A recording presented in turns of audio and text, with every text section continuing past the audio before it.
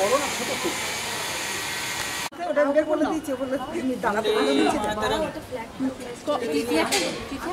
দেখো ওটা ছাড়িয়ে দাও ফ্ল্যাটটা ছাড়িয়ে দাও গরম হচ্ছে ফ্ল্যাট বন্দে মাতরম বন্দে মাতরম বন্দে মাতরম বন্দे मातरम स्वाधीनता दिवस की स्वाधीनता दिवस की स्वाधीनता दिवस की जय हिंद जय हिंद जय हिंद जय हिंद जय हिंद जय हिंद 15 আগস্ট দিনটা আমাদের ভারতবাসী হিসেবে কারোরই অজানা নয় যে স্বাধীনতা আমরা পেয়েছিলাম রক্তক্ষয়ী আন্দোলনের পর বহু রক্তে স্নাত আমাদের তেরঙ্গা আজ সেই তেরঙ্গা উত্তোলনের মাধ্যমে যে দিনের সূচনা আমরা করলাম যারা নিজেদের কাছে এই শপথ নিয়ে সূচনাটা করতে পারি ভারতবাসী হিসেবে আমাদের যা কর্তব্য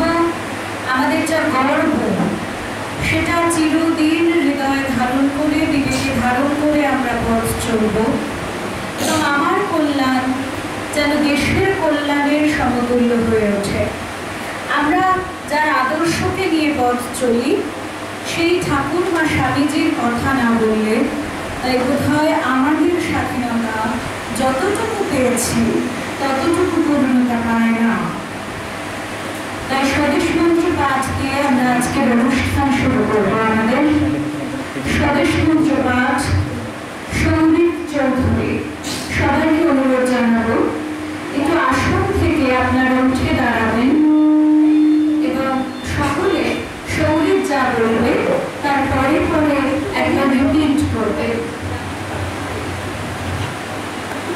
এই পরানুবাদ পরানুকরণ পরমুখাপেক্ষা এই দাসসুলভ দুর্বলতা এই ঘৃণিত জঘন্য নিষ্ঠুরতা এইমাত্র সম্বলে তুমি উচ্চাধিকার লাভ করিবে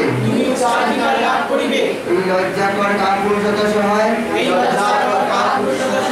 তুমি বীরভোগা স্বাধীনতা লাভ করিবে হে ভারত ভুলিও না তোমার নারী জাতির আদর্শ সীতা সাবিত্রী দময়ন্তী ভুলিও না তোমার উপাস্য সর্বত্যাগী শঙ্কর ভুলিও না তোমার বিবাহ তোমার ধন তোমার জীবন ইন্দ্রিয় সুখে নিজের ব্যক্তিগত সুখের জন্য নয় ভুলিও না তুমি জন্ম হইতেই মায়ের জন্য বলি ভুলিও না তোমার সমাজ সে বিরাট মহামায়ার ছায়া মাত্র ভুলিও না নিজ জাতি মূর্খ দরিদ্র অজ্ঞ রুচি মেথর তোমার রক্ত তোমার ভাই হে বীর সাহস অবলম্বন করো সদর্পে বলো আমি ভারতবাসী আমার প্রাণ বলো মূর্খ ভারতবাসী দরিদ্র ভারতবাসী ব্রাহ্মণ ভারতবাসী সন্তান ভারতবাসী আমার ভাই তুমিও কোটিমাত্র প্রস্তাবিত হইয়া সদর্পে ডাকিয়া বলো ভারতবাসী আমার ভাই ভারতবাসী আমার প্রাণ ভারতের দেবদেবী আমার ঈশ্বর ভারতের সমাজ আমার শিশুসজ্জা আমার যৌবনের উপবন আমার বার্ধক্যের বলো ভাই ভারতের মৃত্তিকা আমার স্বর্গ ভারতের কল্যাণ আমার কল্যাণ আর বলো দিনরাত হে গৌরীনাথ হে জগদম্বে আমায় মনুষ্যত্ব দাও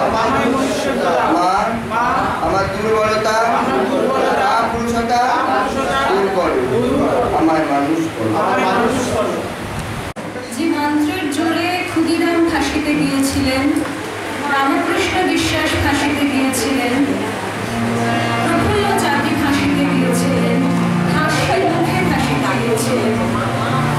আর আমরা তাদের ভবিষ্যৎ প্রজন্ম হয়ে, তাদের রক্তে বলিয়ান হয়ে আজকে এখানে হাসি মুখে বসে থাকতে পারছি। তারা যুদ্ধের ফ্রন্টিয়ারে হাসি মুখে ছিলেন বলে আজ আমরা উচ্চাসনে বসে আছি হাসি মুখে। আমাদের মধ্যেকার ভারতবাসী হওয়ার গর্বটা এভাবেই বজায় থাকুক। আমাদের উদ্বোধনী সঙ্গী তিথি চক্রবর্তী।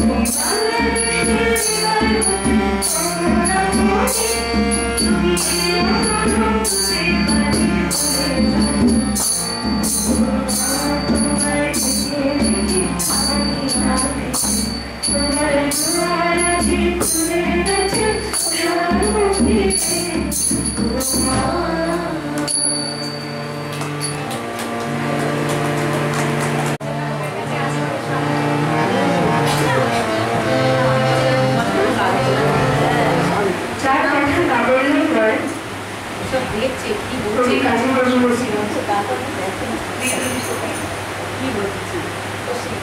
বিশেষত যেহেতু আমি গান রচনার সাথে জড়িত আর এই ভাবধারাটা আমাদের শিল্পের লাথি মারার মতো এতটা কার্যকরী হয়ে উঠেছিল তো তাকে ছাড়া স্বাধীনতা উদযাপনটা ঠিক হয় না।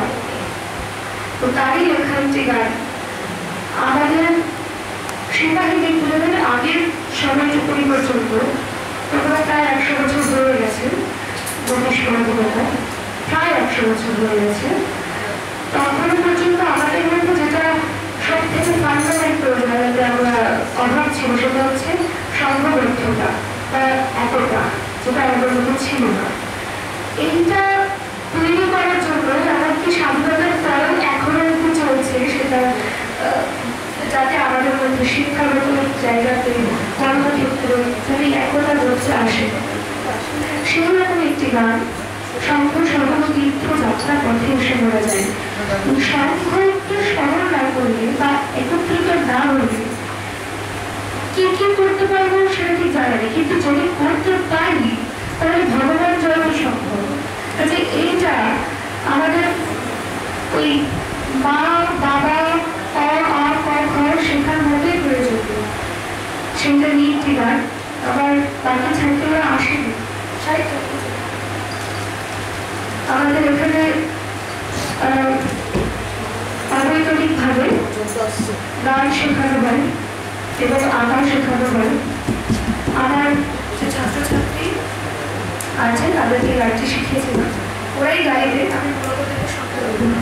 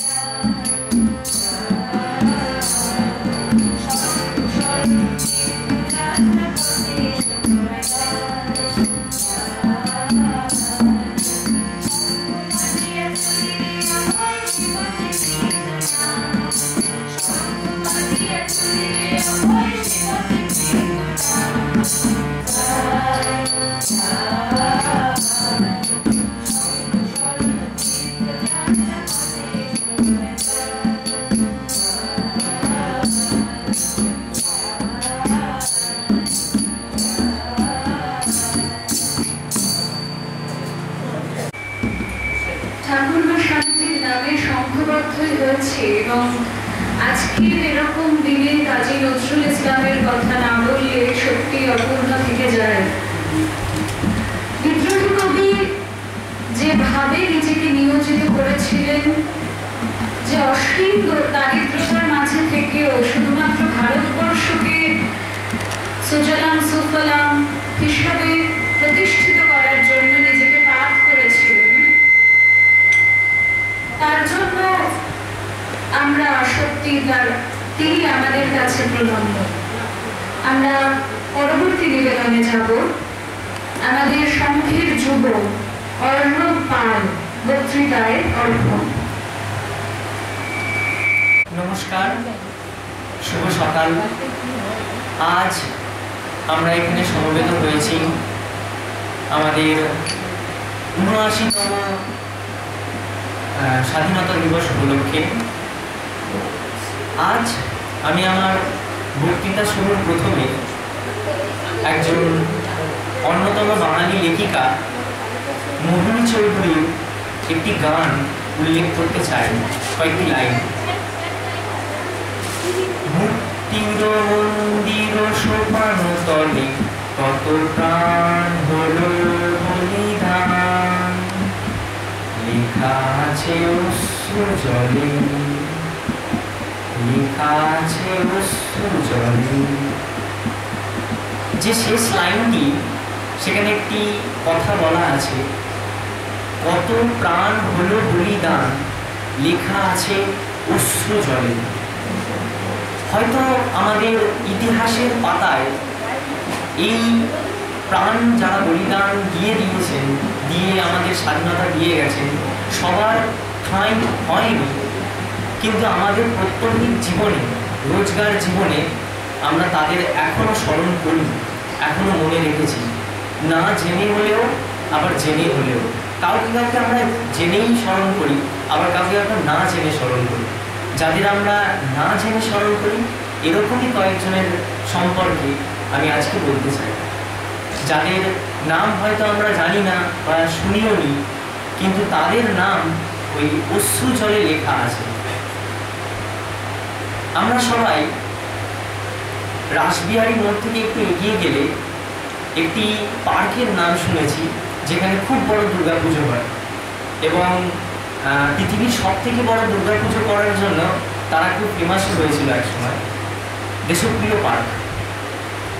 আমরা দেশপ্রিয় নামটা শুনেছি, কিন্তু সেটা যে একজনের উপাধি সেটা আমরা জানি না।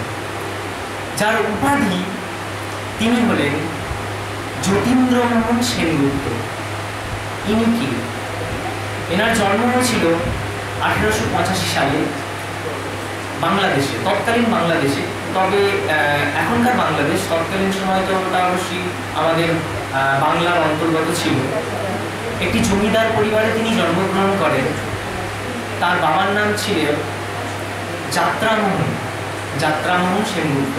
তিনি ছিলেন বেঙ্গল লেজিসলেটিভ অ্যাসেম্বলির একজন সদস্য এবং তার সাথে একজন জমিদার। যতীন্দ্রমোহন হেয়ার স্কুলে পড়াশোনা করেছিলেন এবং তারপরে তিনি 1904 সালে বিদেশে লন্ডনে চলে যান পড়াশোনা করার জন্য, বিশেষত ল পড়ার জন্য। তখনকার দিনে বেশিরভাগ বিপ্লবীদের মধ্যে এটা দেখা যাবে যে তারা ল পড়েছিলেন এবং ব্যারিস্টার হয়েছিলেন। যতীন্দ্রমোহনও তাদের মধ্যে অন্যতম একজন। তিনি যখন লন্ডনে ছিলেন তখন একজন লন্ডনবাসী গ্রে মহাশয়দের বাড়িতে তিনি ঠাঁই পেয়েছিলেন। সেখানে তার পরিচয় হয় ইডিথ অ্যালান গ্রের সাথে এবং পরবর্তীকালে তিনি তাকে বিয়ে করেন 1909 সালে এবং চট্টগ্রামে নিয়ে আসেন, যিনি আমাদের নেলি সেনগুপ্ত নামে পরিচিত, খুবই পরিচিত। কারণ তিনি ইন্ডিয়ান কংগ্রেসে, যে তৎকালীন সময় ন্যাশনাল কংগ্রেস, তার 58th প্রেসিডেন্ট হয়েছিলেন, নির্বাচিত হয়েছিলেন। সেই ইডিথ অ্যালান গ্রের স্বামী ছিলেন আমাদের যতীন্দ্রমোহন সেনগুপ্ত। কর্মজীবনে ব্যারিস্টার হিসেবে তিনি অনেকগুলি কেস লড়েছিলেন আমাদের অনেক বিপ্লবীদের হয়ে, যার মধ্যে সূর্য সেন এবং অনন্ত সেনের কেস তিনি লড়েছিলেন। তাছাড়া তার অন্যতম উল্লেখযোগ্য কীর্তি হলো 1931 সালে লন্ডনে রাউন্ড টেবিল কনফারেন্স অনুষ্ঠিত হয়েছিল এবং ইন্ডিয়ান কংগ্রেস তাকে এখান থেকে পাঠিয়েছিল। তিনি অবশ্যই মাঝখানে একবার স্বরাজ্য দলের প্রেসিডেন্টও নির্বাচিত হয়েছিলেন। তারপরে তো তাকে যখন এখান থেকে নির্বাচন করে পাঠানো হয়েছিল রাউন্ড টেবিল কনফারেন্সে, তিনি ওখানে গিয়েছিলেন এবং শুধু তাই নয়, ছবি সহ মানে একদম সামনে তোলা ছবি সহ পুলিশি অত্যাচারের কথা সেখানে রাউন্ড টেবিল বৈঠকে তিনি তুলে ধরেছিলেন, যার জন্যে সারা দেশে সাড়া পড়ে গিয়েছিল এবং তার নাম খবরের কাগজে উঠেছিল। স্বভাবতই এরকম একজন বিপ্লবী যিনি ব্রিটিশদের বিরুদ্ধে কথা বলেছেন, আবার আমাদের অনেক বিপ্লবীকে কেস লড়িয়ে জিতিয়েও দিয়েছিলেন, তো তাকে তো জেলে অবশ্যই পাঠানোর কথা ব্রিটিশ সরকারের। তিনি তার বেশিরভাগ জীবনের অনেকটা টাইম জেলে কাটিয়েছিলেন এবং রাঁচিতে থাকাকালীন সময়ে রাঁচির জেলেই তিনি তার শেষ নিঃশ্বাস ত্যাগ করেছিলেন। এছাড়া এডিথ অ্যালান গ্রে এবং তার জীবনে আরেকটি অন্যতম ছিল, তারা খুব অর্থাভাবে ভুগেছিলেন, কিন্তু এটার মানে এই নয় যে তারা অর্থ উপার্জন করতে পারেনি, বরঞ্চ তারা যা অর্থ উপার্জন করেছিলেন তার বেশিরভাগটাই তিনি দান করেছিলেন বিপ্লবী কার্যকলাপের পিছনে। সেই কারণে এরপরে আরেকজনের সম্পর্কে বলি, যাকে আমরা চিনি রাসবিহারী ঘোষ নামে, অর্থাৎ বর্তমানের রাসবিহারী অ্যাভিনিউ যার নামে নামাঙ্কিত রাসবিহারী ঘোষ। ইনি রাসবিহারী ঘোষ নন, ইনি হচ্ছেন সেই বিপ্লবী নন, ইনি হলেন রাসবিহারী ঘোষ আরেকজন অন্যতম ব্যারিস্টার বা ল করেছিলেন তিনি। তো বলা বাহুল্য তিনি 1871 সালে ল পড়তে গিয়েছিলেন লন্ডনে এবং সেখান থেকে ল পাস করেন, ব্যারিস্টার হয়ে আসেন ভারতবর্ষে। তার অন্যতম যে কৃতিত্বের জন্য আমরা তাকে মনে রেখেছি সেটি হলো তিনি তৎকালীন সময় যে ন্যাশনাল কাউন্সিল অফ এডুকেশন গঠন হয়েছিল, যা পরবর্তীকালে বেঙ্গল টেকনিক্যাল ইনস্টিটিউট গঠন করেছিল, যা বর্তমানে যাদবপুর ইউনিভার্সিটি নামে পরিচিত, সেখানে তিনি 13 লক্ষ টাকা দান করেছিলেন এবং সেটি তৎকালীন হিসেবে যথেষ্ট বেশি, অনেকটাই বেশি, 13 লক্ষ টাকা। এরপরে আরেকজন নাম বিশেষভাবে উল্লেখযোগ্য, তিনি বাঙালি নন, মারাঠি, তাকে আমরা অন্যভাবেও চিনি। ডাউন্স রোড, আজরা থেকে একটু এগিয়ে গেলে সেখানে একটি ডাউনসন রোড নামে একটি রোড আছে, যে রোডের নামকরণ করা হয়েছে দেউস্কর সরণি হিসেবে। এই যে দেউস্কর, তিনি যে যাদবপুর ইউনিভার্সিটি গঠিত হয়েছিল তার যে কমিটি ছিল একটি অন্যতম, সেখানে তিনি সভাপতি বা প্রেসিডেন্ট নির্বাচিত হয়েছিলেন এবং তিনি অনেকদিনই ছিলেন। তাছাড়া যাদবপুর ইউনিভার্সিটি যে তৎকালীন সময়ের সিলেবাস সেটিও তার হিসেবে অঙ্কিত। এরপরে আসি আরেকটি জায়গায়, যেটি হলো দেশপ্রাণ শাসমল রোড, যার নাম, এবং এই রোডটির নামাঙ্করণ করা হয়েছে বীরেন্দ্রনাথ শাসমলের নামে। বীরেন্দ্রনাথ শাসমল আরেকজন ব্যারিস্টার বা ল পড়তে গিয়েছিলেন, তিনি 1902 সালে ল পড়েছিলেন, তিনিও লন্ডনে গিয়েছিলেন। তিনি গান্ধীজির অন্যতম অনুগামী ছিলেন, মানে গান্ধীজির কথাবার্তা তিনি শুনতেন। তার অন্যতম একটা কৃতিত্ব হচ্ছে 1904 সালে ক্ষুদিরাম বসুর যে কেস বা মামলা মোকদ্দমা, সেটি বীরেন্দ্র শাসমল লড়েছিলেন কোর্টে। তাকে আচার্য প্রফুল্লচন্দ্র রায় বলেছিলেন মেদিনীপুরের মুকুটহীন সম্রাট। কেন বলেছিলেন? মেদিনীপুরের গ্রামে ব্রিটিশ সরকার তৎকালীন সময় গ্রাম উন্নয়নের জন্য ভিলেজ কমিশন গঠন করেছিলেন, কমিটি, এবং সেটা গঠন করার তারা কারণ দেখিয়েছিলেন যে তারা মানে বর্তমান সময়ের যেরকম গ্রাম পঞ্চায়েত থাকে সেরকম উন্নয়নের জন্য পঞ্চায়েত নির্বাচন হয়, কিন্তু আদতে যা ছিল না। গ্রামে যে জমি ছিল সেখান থেকে আরো বেশি পরিমাণে যাতে কর বা রাজস্ব আদায় করা যায়, সেই কারণে ব্রিটিশদের উদ্দেশ্য ছিল যে ওখানে গিয়ে গ্রাম কমিটি গঠন করবে, ভিলেজ কমিশন গঠন করবে। এটি আমাদের বীরেন্দ্র শাসমল বুঝতে পেরেছিলেন এবং তিনি এ সম্পর্কে প্রতিবাদ করেছিলেন। তিনি বলেছিলেন যে যতদিন না এই গ্রাম্য কমিটি উঠছে ততদিন আমি পায়ে জুতো পরব না। পরবর্তীকালে তার আন্দোলন হয় মেদিনীপুরে। তিনি সবাইকে বলে দেন যে কর একদম দেবে না, কোনো কর দেওয়ার দরকার নেই, এটা ব্রিটিশদের একটি চক্রান্ত। এবং সেই অনুসারে গ্রাম্য যে সমাজের যারা মানুষ ছিল তারা কর দেয়নি। কিন্তু ব্রিটিশরা আরেকটি পরিকল্পনা করে যে তাদের বাড়ি বাড়ি গিয়ে, লোকের বাড়ি বাড়ি গিয়ে সেখান থেকে যত ধরনের জিনিসপত্র হয়, কলসি, হাঁড়ি বা তাদের যে আসবাবপত্র, সেগুলো সব তুলে নিয়ে এসে নিলামে বিক্রি করা হয়। কিন্তু এই পরিকল্পনা ব্যর্থ হয়, কারণ তাদের সপক্ষে কেউ দাঁড়ায় না, মানে ব্রিটিশদের সাহায্য কেউ দেয় না তৎকালীন সময়। এবং তারা যে ঘরে লুটপাট করতো, করে যে জিনিসপত্রগুলো সংগ্রহ করতো, সেগুলো নিলামে যখন উঠতো তখনও কেউ কিনতো না। ফলে এই পরিকল্পনা ব্যর্থ হয়ে যায়। এরপরে যে ভিলেজ কমিশন আছে সেটি রিজলিউট করতে বাধ্য হয় ব্রিটিশ সরকার। এর পরবর্তীকালে 1931 সালে একটি যখন সভা সম্মেলন অনুষ্ঠিত হয়, তখনও শাসমল মহাশয় নিজের পায়ে চটি পরে আসেননি ওই দিনকে। তো সেই দিনকে যখন এই অনুষ্ঠানটি অনুষ্ঠিত হয়েছিল, গ্রামের সবাই মিলে তার পায়ে জুতো পরিয়ে দিয়েছিলেন। এই বলে আমি আমার বক্তব্য শেষ করছি।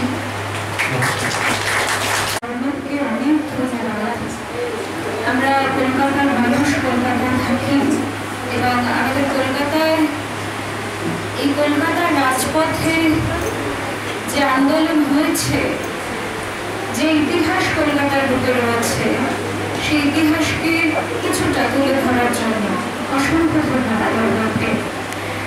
একটা খুশির খবর, সেটা সকলের সঙ্গে ভাগ করে নিলে আনন্দ বাড়ে। সেই কারণে স্বস্তিকা আমাদের মধ্যে আছে, স্বস্তিকা পুরোদায়, বেহালা বিবেক ভারতী ওয়েলফেয়ার সোসাইটির যোগ্য সদস্যা।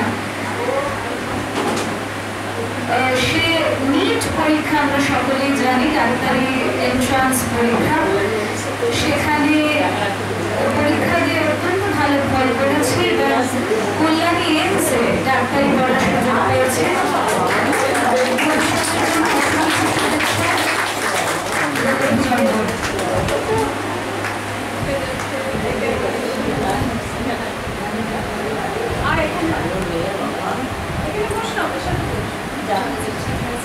ভারতবর্ষ এইভাবেই বড় হোক এবং যুবদের হাত ধরে ভারতবর্ষের পরবর্তী সেরা দল তৈরি হচ্ছে। এভাবে অসংখ্য শুভেচ্ছা এবং অভিনন্দন জানাই।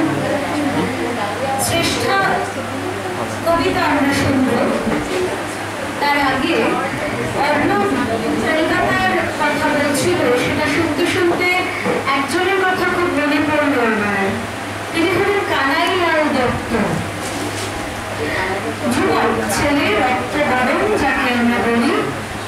ন্যাচুরালি তখনকার যারা ডেপুটি বাঙালি, অনেকে IAS হচ্ছেন ইত্যাদি ইত্যাদি, সরকারি চাকরি করেন, ইংরেজদের গোলামি করেন, কেরানি ইংরেজদের, তারা এইসব ছেলেপুলেদের খুব একটা পছন্দ করতো না। অত্যন্ত মেধাবী ছাত্র কানাইলাল দত্ত যেদিন ফাঁসি হয় 1908 সালের 10ই নভেম্বর, কানাইলাল দত্তের ফাঁসির দিন। তার পরের দিন 11ই নভেম্বর তার বডি, তার দেহ ব্রিটিশরা দেশের লোকের হাতে তুলে দিয়েছিলেন। দিয়ে তারা বড্ড ভুল করেছিলেন। পরবর্তীকালে তারাই রিপোর্টে লেখেন যে আমরা বড্ড ভুল করে ফেলেছি। ওর যে সহচর, একসঙ্গে ওরা অপারেশন করেছিল, সত্যেন্দ্রনাথ বসু, তার বডি আমরা আর দেশের মানুষের হাতে দেব না। কানাইলাল দত্তের 1 সপ্তাহ পরে সত্যেন্দ্রনাথ বসু ফাঁসি হয়। কি এমন হয়েছিল? কালীঘাটে কেওড়াতলা মহাশ্মশান, সেখানে কানাইলাল দত্তের সরদাহ হয়।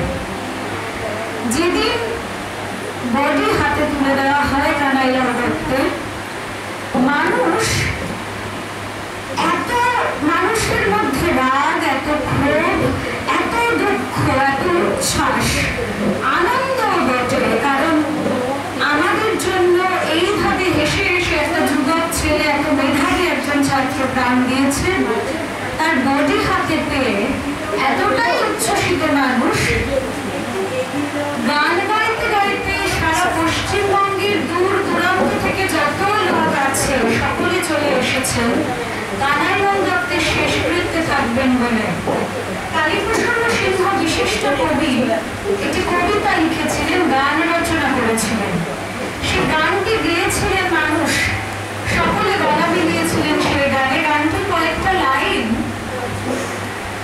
কবি লিখছেন, আমার বেদ মেরে কি মা ফেরাবি, আমি কিনা সেই ছেলে, মাগো যায় যাবে জীবন চলে, শুধু তোমার কাজে জগৎ মাঝে বন্দে মাতরম বলে।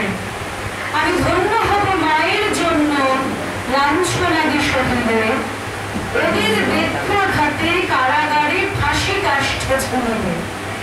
একটা ছেলেকে মেরে যে ভয় দেখাতে চেয়েছিল, সেই ভয় উল্টে একটা শপথ বাক্যে পরিণত হয়েছিল। সুভাষচন্দ্র পরে বলেছেন যে এ আমি পছন্দ করি না, যে সবাই দৌড়ে ছুটে আসছে শুধু কারাগারে বন্দী হতে এবং ফাঁসি কাঠে ঝুলবে বলে মায়ের নামে। এই ফ্রেন্সিড একটা সিচুয়েশন তৈরি হয়েছে, সকলের মধ্যে একটা উচ্ছ্বাস যে আমিও ওই বলির পাঁঠা হব, আমিও মায়ের নামে নিজেকে বলি প্রদত্ত করব। কানাইলাল দত্তের সেদিন সদ্দাহ হওয়ার পর ওই অস্থিভস্য নেওয়ার জন্য প্রায় মারপিট করে গিয়েছিল। বাঙালির মধ্যেকার যে চেতনা, যে স্বাধীন চেতনা, সেটা যে কতটা গভীর এখানেই প্রকাশ পায়। রাস্তায় আন্দোলন হলে তখন মানুষ ঘরে বসে থাকতো না, জীবের সামনে কি হচ্ছে দেখার জন্য পা মেলাতো এবং রক্ত দিয়ে পা মেলাতো। আমাদের মধ্যেকার সেই বাঙালি আনাটা জেগে থাকুক, শুধুমাত্র খাসির মাংসের পাতলা ঝোলে যেন বাঙালি আনাটা না থাকে, এই বাঙালি আনাটাও যেন থাকে। অসংখ্য ধন্যবাদ অর্ণবকে এই ইতিহাসটা রচনা করানোর জন্য। আমরা চলে যাব একটু গান শুনে, অনেক কথা হলো। বৃষ্টির কাছে যাব, আমাদের বেহালা বিবেক ভারতীর যুব সদস্যা বৃষ্টি দত্ত, সঙ্গীত বৃষ্টি।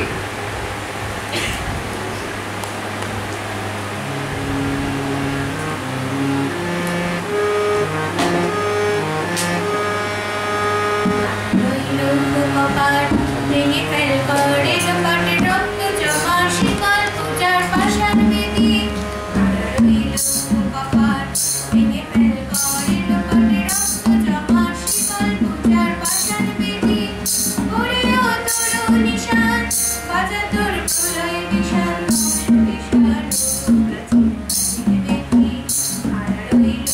কপাট ভেঙে ফেল করে কপাটে রক্ত জমা শিকল পূজার পাশার বেদি।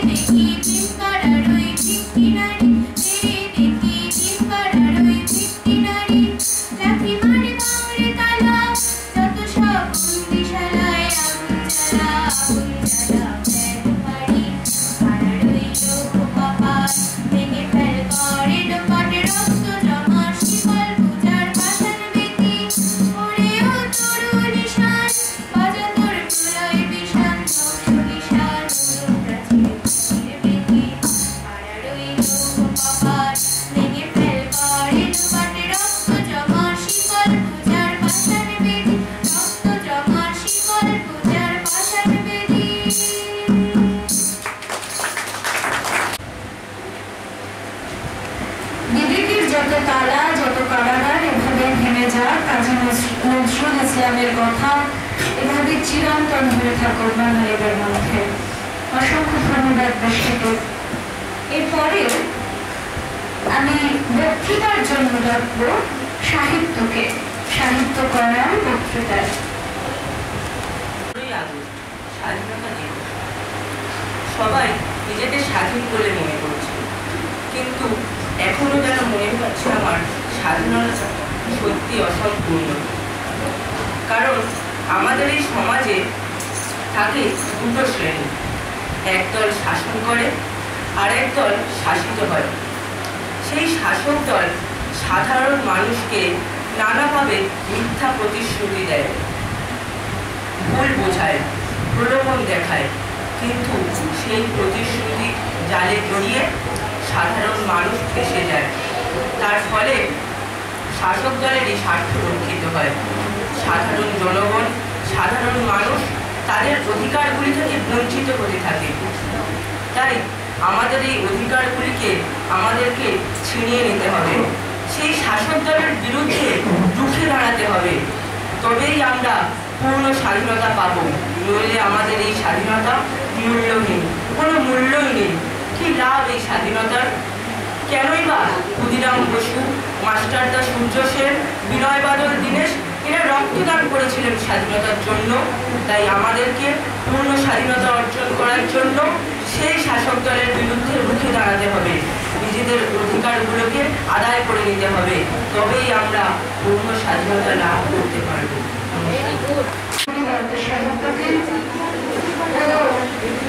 নিজের যে মতামত সেটা হয়তো আমাদের প্রত্যেকেরই মত, ও সেটাকে ভাষা দিল বিভিন্নভাবে। আজকে সমাজের যে দুর্বিষহ অবস্থা এবং আমাদের মনে বিভিন্ন ক্ষেত্রে সমাজকে নিয়ে যত কমপ্লেন্স, সেটাকে ভাষা দেওয়ার জন্য আজকে স্বাধীনতা দিবসে অসংখ্য ধন্যবাদ সাহিত্যকে। এরপরে সঙ্গীতে সঙ্গীত চৌধুরী, বেহালাতি বিদ্যার্থী ওয়েলফেয়ার সোসাইটির জন্য সঙ্গীত চৌধুরী।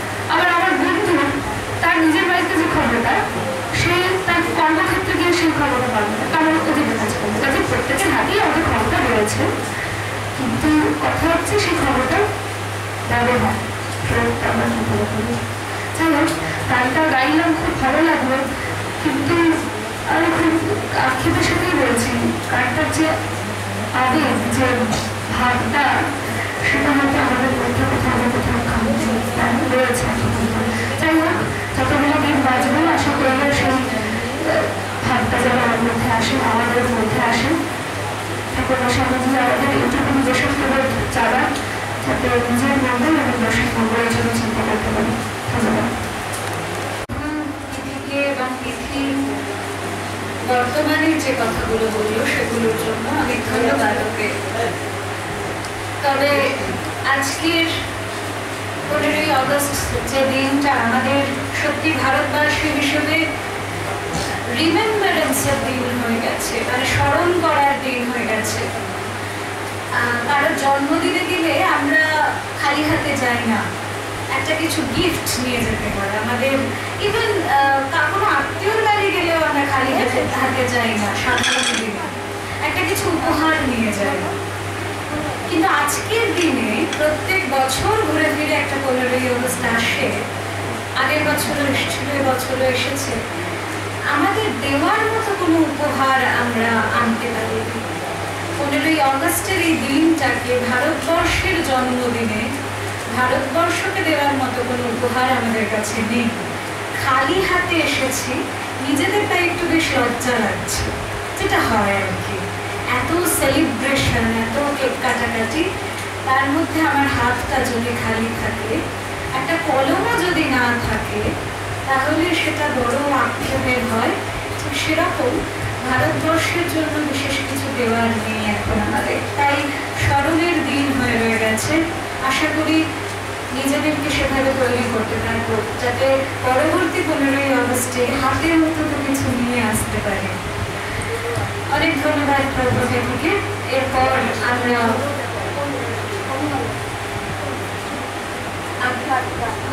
আচ্ছা আমাদের সঙ্গে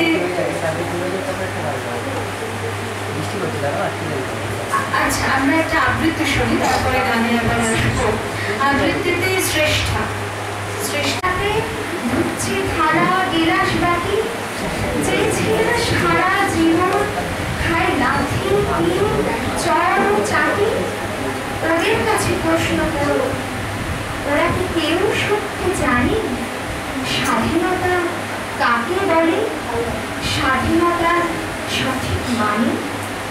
যে মেয়েটা ভোর না হতে মায়ের সাথে যাচ্ছে কাজে, যে মেয়েটা পরের বাড়ি কাকার কাছে বাসন মাজে, যে মেয়েটা গোবর গুঁড়োয় ঘুটেও দেয় কয়লা গাছে, যে মেয়েরা সারা জীবন পায় না আদর কারোর কাছে, ওদের কাছে প্রশ্ন করো, ওরা কি কেউ সত্যি জানে স্বাধীনতা দেখতে কেমন, স্বাধীনতার সঠিক মানে?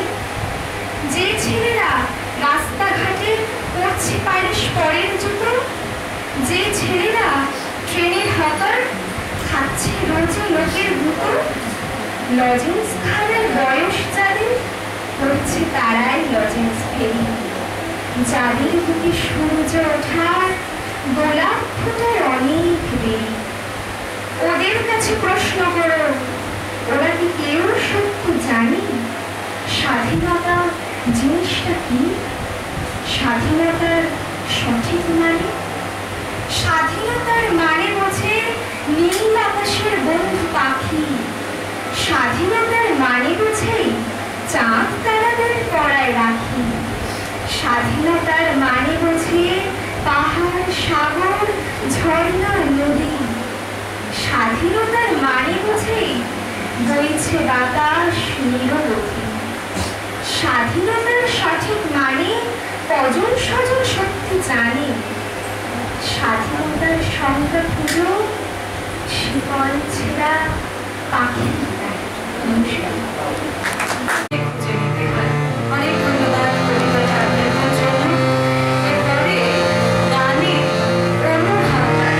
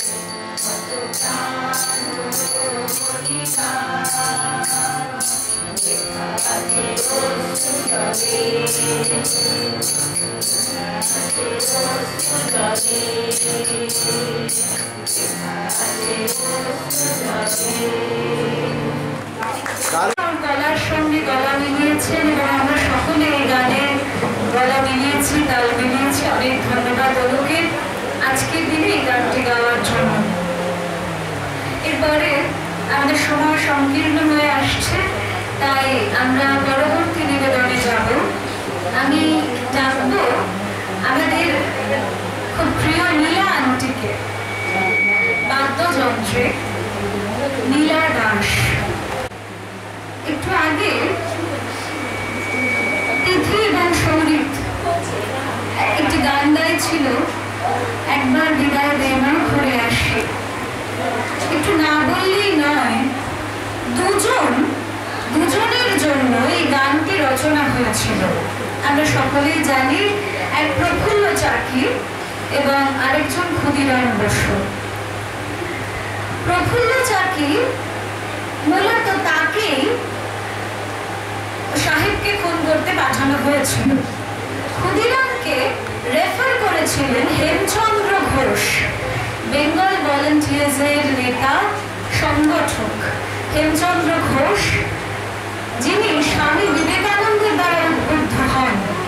স্বামী বিবেকানন্দের কাছে তিনি গিয়েছিলেন হেমচন্দ্র ঘোষ সন্ন্যাস চাইতেন, সন্ন্যাসী হতে গিয়েছিলেন। স্বামী বিবেকানন্দ হেমচন্দ্রকে বলেছিলেন, তোমার লজ্জা হওয়া উচিত। আগামী 50 বছর তোমার যদি কোনো উপাস্য দেবতা থাকে, তাহলে সেটা একমাত্র ভারতবর্ষ। এবং সেই জন্য তিনি পরবর্তীকালে বেঙ্গল ভলান্টিয়ার্স তৈরি করেন এবং অসংখ্য যুব তৈরি করেন, যারা এক কথায় মায়ের নামে নিজেকে বলি দিতে পারে। ক্ষুদিরাম এবং প্রফুল্ল চাকি অন্যতম। যেদিন সাহেবকে হত্যা করতে যান, তারা ভুল করেন, কলের বোমা তৈরি করে দাঁড়িয়েছিলেন রাস্তার ধারে। কিন্তু বড়লাটকে মারতে গিয়ে অন্য এক সাহেবের স্ত্রী এবং কন্যাকে তারা তাদের গাড়িতে বোমা নিক্ষেপ করেন, তারা মারা যায়। প্রফুল্ল চাকি পরে ছদ্মবেশে পালানোর চেষ্টা করেন। খুব খিদে পেয়েছে, ক্ষুদিরাম বসু মুড়ি কিনতে গিয়ে ধরা পড়েন।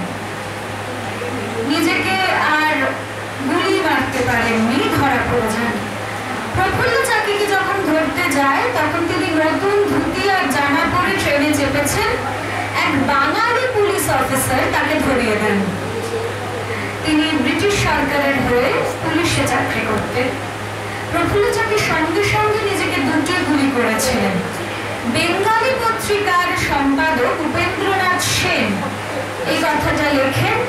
তিনি বলেন, যখন দেখলাম ছবিটা প্রফুল্লের দেহে, দেখলাম কপালে সে নিজেকে একটা গুলি মেরেছিল এবং বুকের বাদিকে নিজেকে গুলি মারে।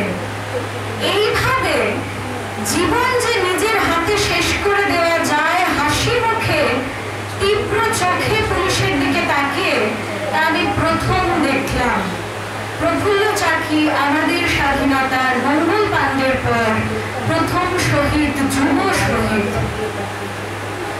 এরপরে প্রফুল্ল চাকির মৃতদেহ থেকে মাথা কেটে ক্ষুদিরামকে দেখাতে এনেছিলেন ব্রিটিশ পুলিশরা, যাতে ক্ষুদিরাম ভয় পায় এবং সমস্তটা স্বীকার করে। ক্ষুদিরাম ভয় পায়নি এবং আত্মপক্ষ সমর্থন করেনি। সে বলেছে, আমি একাই গিয়েছিলাম কিংসফোর্ডকে মারতে, আমি স্বেচ্ছায় গিয়েছিলাম। 18 বছর হয়নি যে ছেলেটা। সেদিন উপেন্দ্রনাথ লিখেছিলেন, আমি দেখলাম শুধুমাত্র যে ক্ষুদিরাম হাসি মুখে ফাঁসির মঞ্চে যাচ্ছে তা নয়, যেন সে খানিকটা পুলিশকে নিজের চেষ্টায় টেনে টেনে নিয়ে যাচ্ছে, তাকে ফাঁসি যেন তাড়াতাড়ি দেওয়া হয় সেজন্য। আমাদের দিকে তাকিয়ে একটু হাসলো এবং হাসি মুখে ফাঁসির মঞ্চে উঠল। যেন তার মধ্যে এটাই বাজছে, আজকের আমি মরলে আরো কয়েক কোটি ক্ষুদিরাম তৈরি হবে। আমার সাহসে ভর দিয়ে তারা তৈরি হবে, যেন ফাঁসিতে কোনো যন্ত্রণাই নেই, যন্ত্রণা যেন বেশি পরাধীনতায়। স্বাধীনতা যদি না পাই না পাবো, কিন্তু তার জন্য মরতে যে আনন্দ হয় সে আনন্দ যেন বাড়িতে বসে আরামেও নেই। ক্ষুদিরাম সেদিন সেটাই বুঝিয়ে এত হেসে, এত আনন্দে, এত উচ্ছলতায় ফাঁসির মঞ্চে গিয়েছিল। গানটা ছাড়া তাই আমার স্বাধীনতা অসম্পূর্ণ থাকে। তিথি এবং সঙ্গীত নেই, কিন্তু এখন ওরা বাড়ি চলে গেছে, কিন্তু আবারও অসংখ্য ধন্যবাদ গানটা গাওয়ার জন্য। আমি নীলা আন্টি বোধহয় প্রস্তুত, আমাদের বিবেক ভারতীর সিনিয়র, আমাদের নীলা আন্টি, নীলা দাস বাদ্যযন্ত্রে। 15ই আগস্ট ৭৯তম স্বাধীনতা দিবস উপলক্ষে আমরা আমাদের সঙ্গে সবাই উপস্থিত হয়েছি। ঠাকুরমা স্বামীজিকে আমার প্রণাম জানিয়ে এবং উপস্থিত সমস্ত সদস্যবৃন্দকে শুভেচ্ছা জানিয়ে আমি আমার ভদ্র নিবেদন শুরু করছি।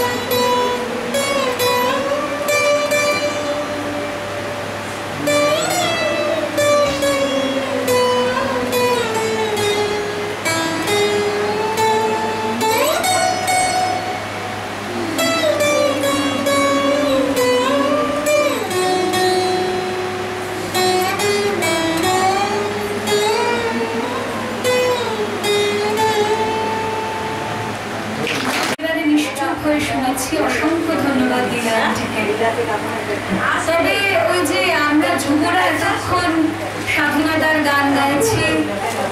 এরপরে আর কিছুক্ষণ মাত্র আছে আমাদের হাতে সময়। আমরা শেষের দিকেও এগোবো, কিন্তু তবু একজন বড় আন্টি আমাদের তার এত অপূর্ব প্রতিভার সম্মুখীন হয়ে আরো একটু যেন শুনতে ইচ্ছে হয়, তৃপ্তি হয় না ঠিক। তাই সংঘের বড়দের কাছে অনুরোধ থাকবে আমার, যদি তোমাদের থেকে একটি সমবেত সঙ্গীত আমরা শুনতে পাই।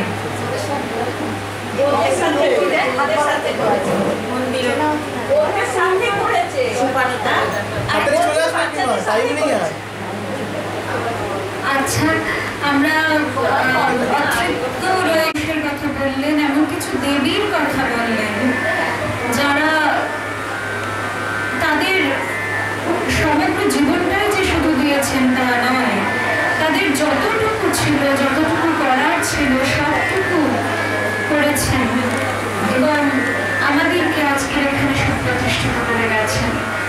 নারী হিসেবে গর্ব হয় এনাদের কথা শুনলে। আমি স্বামীজির একটি বাণী আমাদের প্রিয় আন্টি বলবেন, আমি তার কাছে মাইক্রোফোনটা দেব।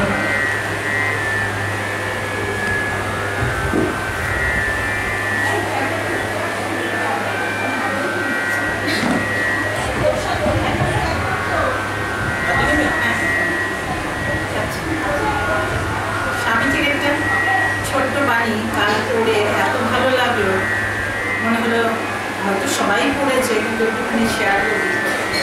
আমরা তো অনেক সময় ঘৃণা, পছন্দ ব্যাপারগুলোকে এত বেশি প্রাধান্য দিই। স্বামীজি কীভাবে বললেন সেটা নিরীহভাবে, সেটা স্বামীজি বললেন যে like and hate both are favor on me.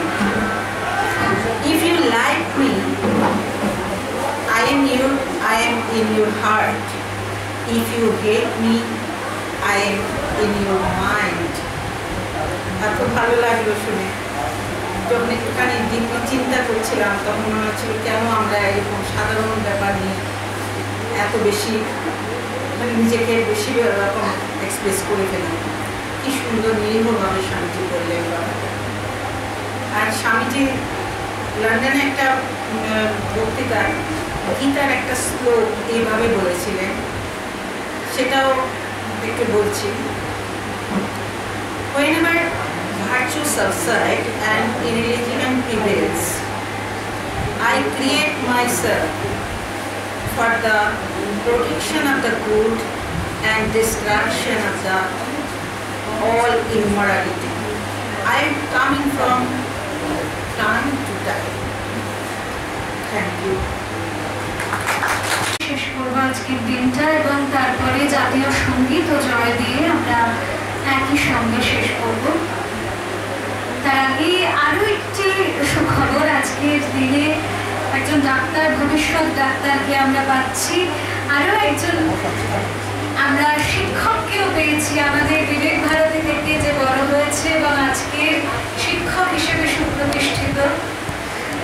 আমাদের সবার প্রিয় সৌত্রিক দাস, মজুমদার, আমাদের বিবেক ভারতীর যুব প্রতিনিধি, Alipur girls and boys high স্কুলে সে এখন শিক্ষক হিসেবে নিযুক্ত।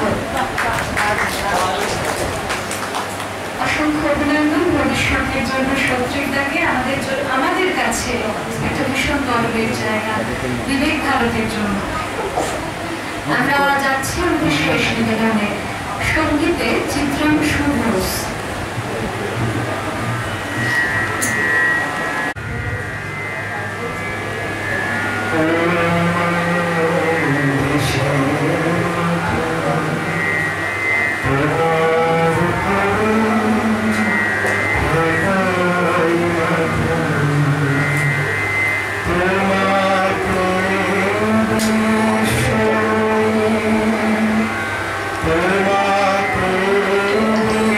Show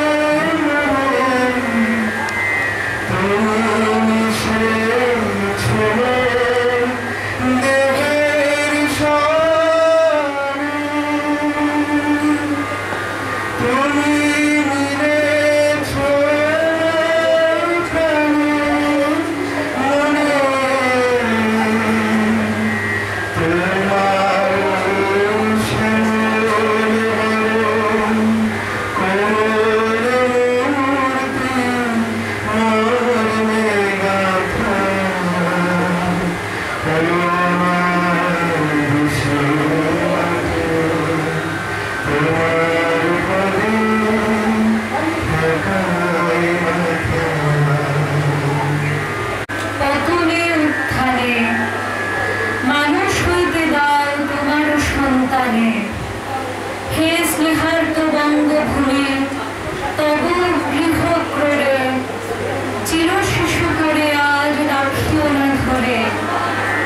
দেশ দেশান্তর মাঝে যার যেথা স্থান, খুঁজিয়া লইতে দাও করিয়া সন্ধান। পদে পদে ছোট ছোট নিষেধের ডোরে বেঁধে বেঁধে রাখিও না ভালো ছেলে করে।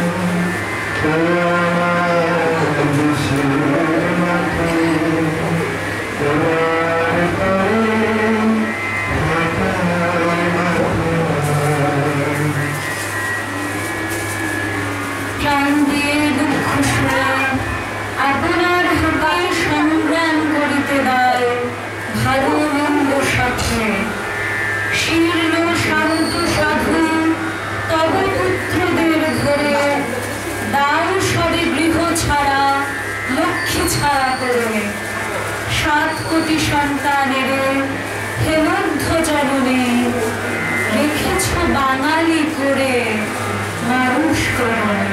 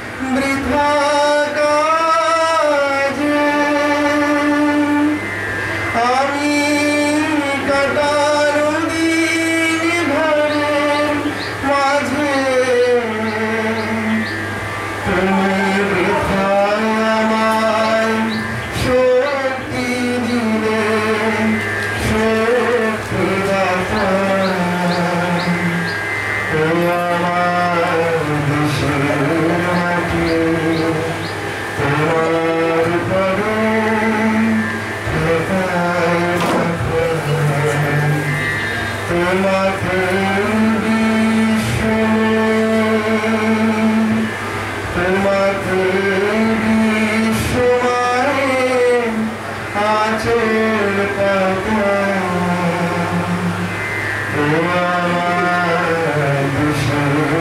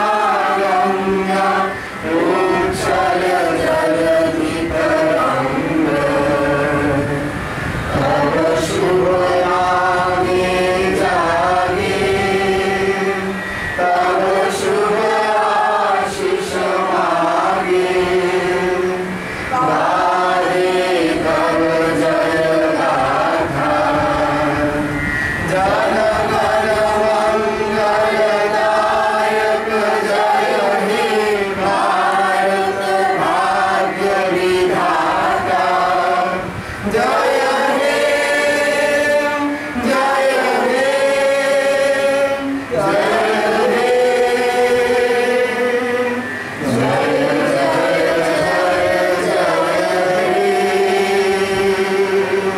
वंदे मातरम वंदे मातरम वंदे मातरम वंदे मातरम वंदे मातरम वंदे मातरम जय हिंद जय हिंद जय हिंद जय हिंद जय हिंद जय हिंद भारत माता की जय हरि ओम तत्सत श्री राम